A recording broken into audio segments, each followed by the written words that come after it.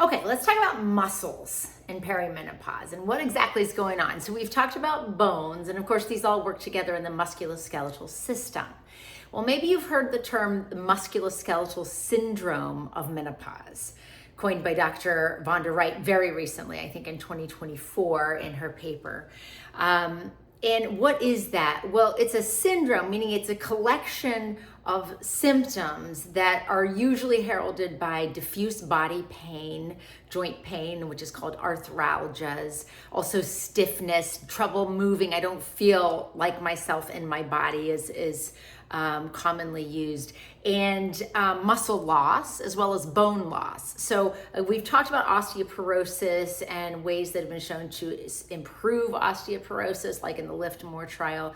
But now we're kind of expanding more to muscles and to soft tissue, cartilage, and even your intervertebral discs, those discs that can herald back pain, for example, when they get kind of dehydrated and cause more compression. And that was certainly my entry into this lovely avenue, was back pain that I didn't listen to, that I kept on kind of pushing through, that then got debilitating.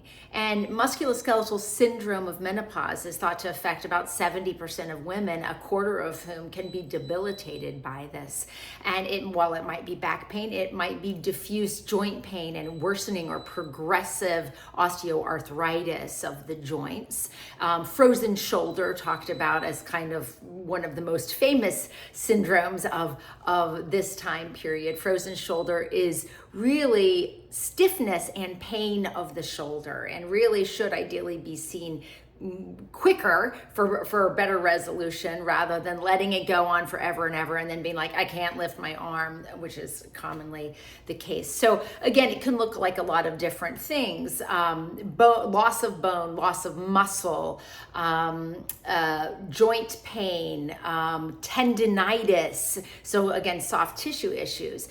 And why does this occur? Well, it's thought that it's related to the decline in estrogen that we all know and love as part of this transition, and knowing that estrogen helps maintain or reduce inflammation. And this is a very inflammation driven condition, or inflammatory condition.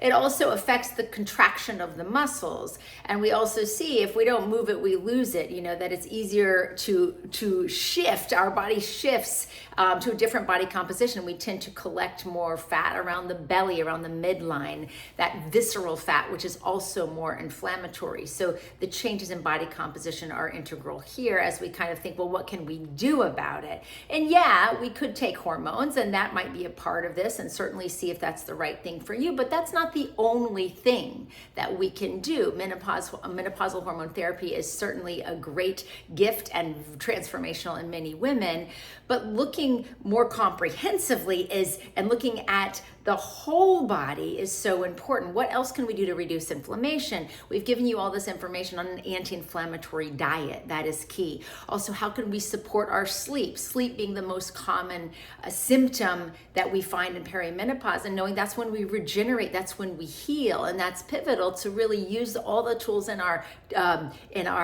toolbox to address and improve our sleep so that we can restore ourselves, addressing stress. And this is a really big deal in musculoskeletal syndrome of menopause, and in any pain problem that can persist in our bodies, is the state of stress and the state of fear, which can reinforce a lot of these symptoms of pain.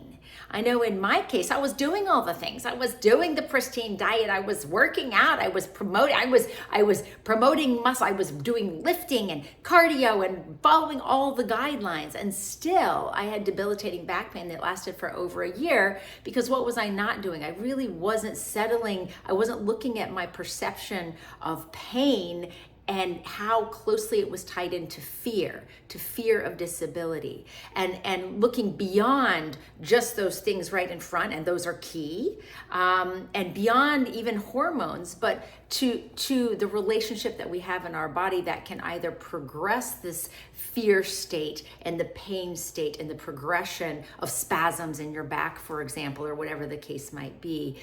So looking holistically, and of course, getting the right treatment and the right diagnosis is big in this, but not owning that as you are forever broken or disabled as a result of whatever you might find on your MRI or your imaging. That does not define you, and sometimes it doesn't even correlate with outcomes. That's why we really have to be holistic in this and know that these pain symptoms can be a piece of this perimenopause puzzle. It can be very challenging, and looking what we can do to support our bodies to restore itself, to get physical therapy, to perhaps consider menopausal hormone therapy, and certainly live an anti-inflammatory and restorative life, whatever that looks like to you.